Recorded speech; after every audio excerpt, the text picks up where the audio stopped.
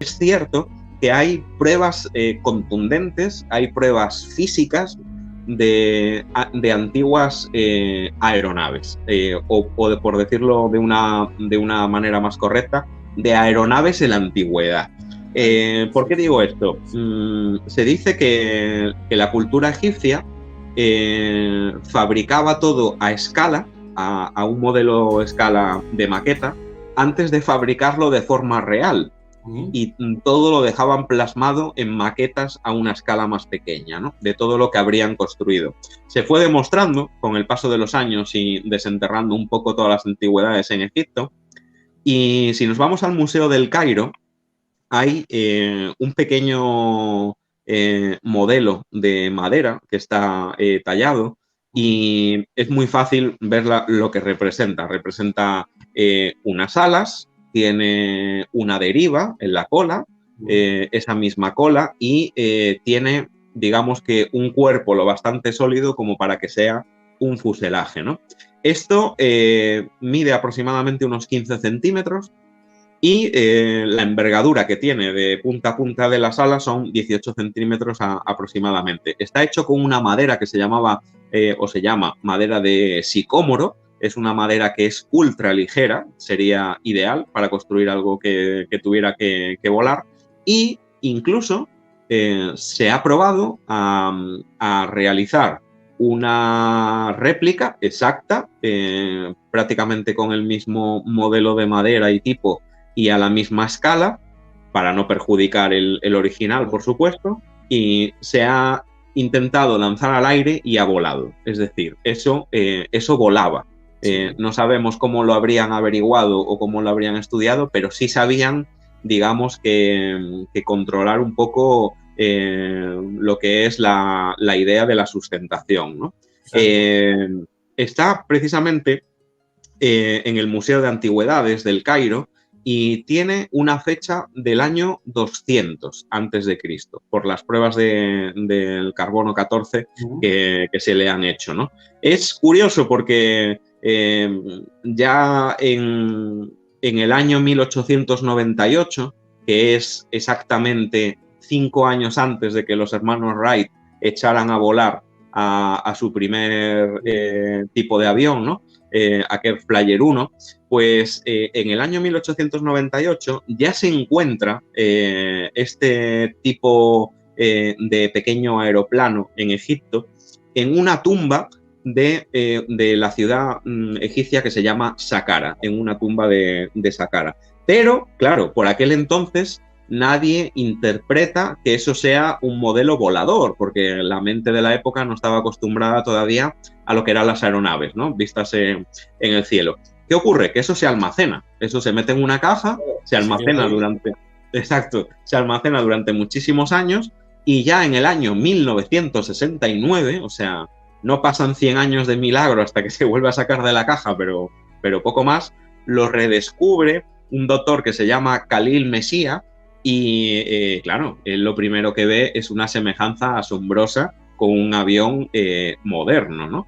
Él, pues cuando empieza a investigarlo, tiene sus alas perfectas, sus alas arqueadas para que produzca un poquito también de más sustentación, tiene estabilidad a la hora de volar, es un modelo a escala de un posible avión y él sabe que, lo vuelvo a repetir, todo lo que ellos replicaban es porque lo querían construir o porque ya lo habían construido, ¿no? Sí. ¿Qué pasa? Además, después de los estudios, incluso se llega a saber que podría soportar la carga de una especie de motor para propulsarlo y además se calculó que podría volar alrededor de 100 kilómetros por hora, más o menos son unos 65, 70 nudos dentro de ese rango de velocidad.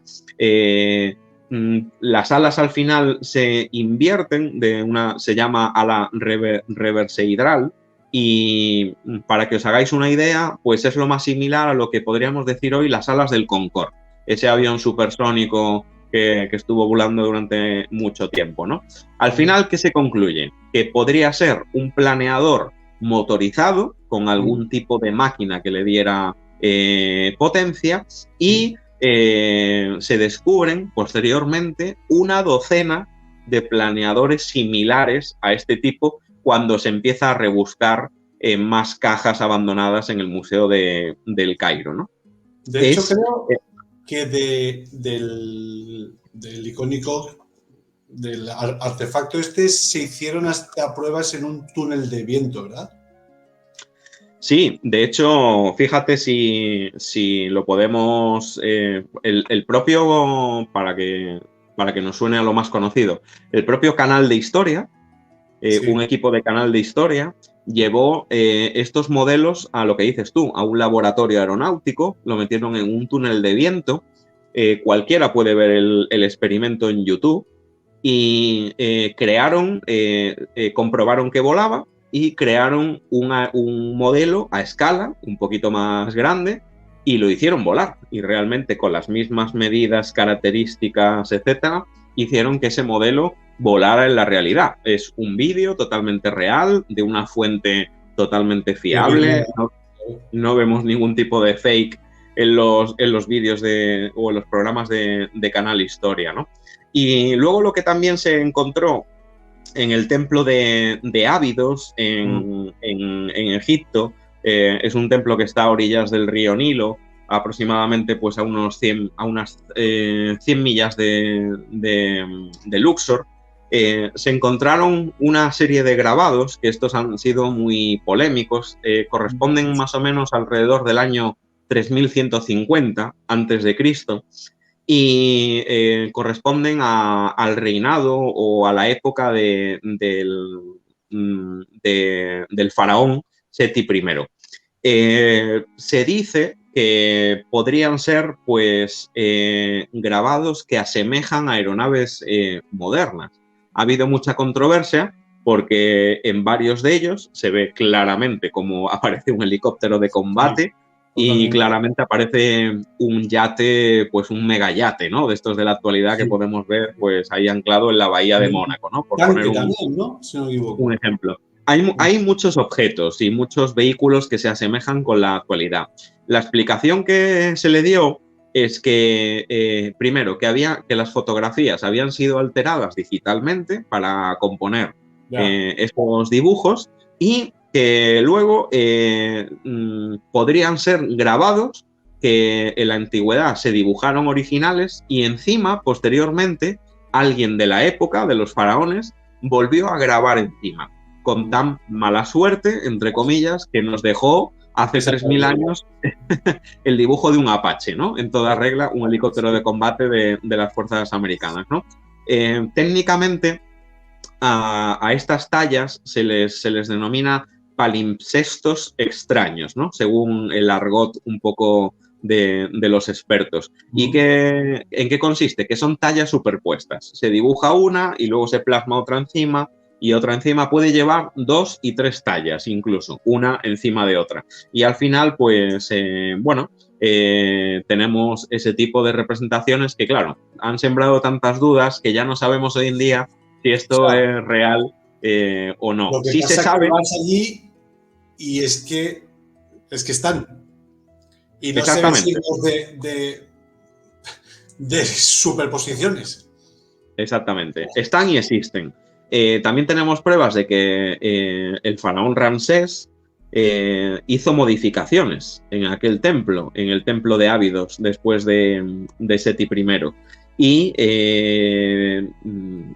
él se supone que habría ordenado realizar más tallas y más grabados encima de lo que había, y que habría dejado esas superposiciones. En fin, es un tema que es muy controvertido porque después de tantas vueltas y tantos fake que corren hoy en día, prácticamente hay que ir a verlo en persona porque se ve perfectamente, y que cada uno decida si quiere creer que los faraones habían representado aeronaves antiguas o no. Pero sí es cierto que los planeadores de los que acabamos de hablar, es cierto que está totalmente comprobado.